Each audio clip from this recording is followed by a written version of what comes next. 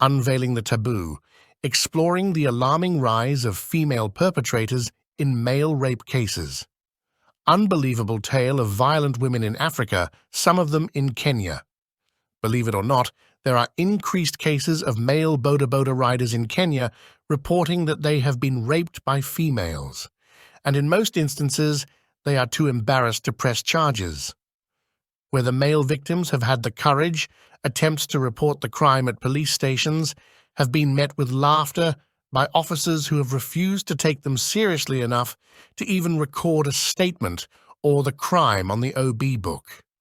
If you think this is a joke, then think again, because in 2 recent cases, raped men have had to seek treatment after their ordeal with some women, and in one case, after an encounter with a single woman.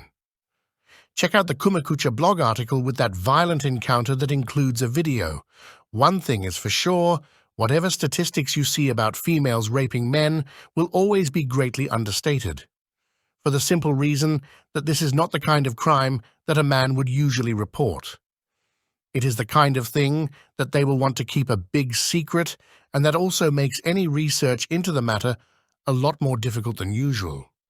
Take the case of this story one of my informants at the coast has been pursuing for a number of weeks now. It has been reported that a gang of women in a certain part of Mombasa, location withheld, are grabbing men and raping them. Some locals think that the motive may be to spread disease as a way of exerting some kind of revenge against men in general. Those who are said to have been involved will not talk about it, let alone agree to meet a reporter who may publicize their story. But it seems men in Zimbabwe are a little different. That country hit international headlines in 2011 after several men filed statements with the police about incidents where they were raped by a woman at gunpoint. The way it went down was that they would be offered a lift by these attractive women, usually 2, who would then drive them to some lonely spot at gunpoint, hand them a condom, and order them to have intercourse with one of them. At the end of the ordeal, the women would carefully retrieve the condom and drive off into the night with the raped man's semen. This is the kind of tale that would never sell as fiction because it sounds way too bizarre to be true. But it gets even stranger. In 2011, a motorist in Harare, Zimbabwe, had a minor accident, but when police arrived on the scene, it suddenly turned into a criminal investigation after they found 31 used condoms in the car, 4 of them still with what appeared to be male semen. The man led police to 3 women who were said to be the owners of the car involved in the accident.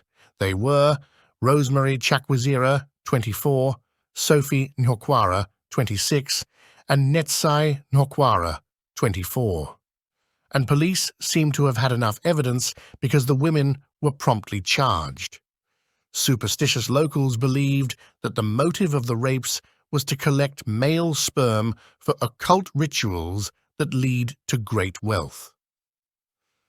The lifestyle of the 3 arrested women and the fact that several men came forward to tell police that they were popular in night spots in Harare, where they were known to frequently insist on buying men drinks, just added fuel to this belief. In Russia, a lone woman rapist was charged in court in the year 2010, where she admitted to raping a man for 3 days. So severe were the man's wounds from the rape ordeal that he was forced to seek treatment in a hospital shortly after the woman released him.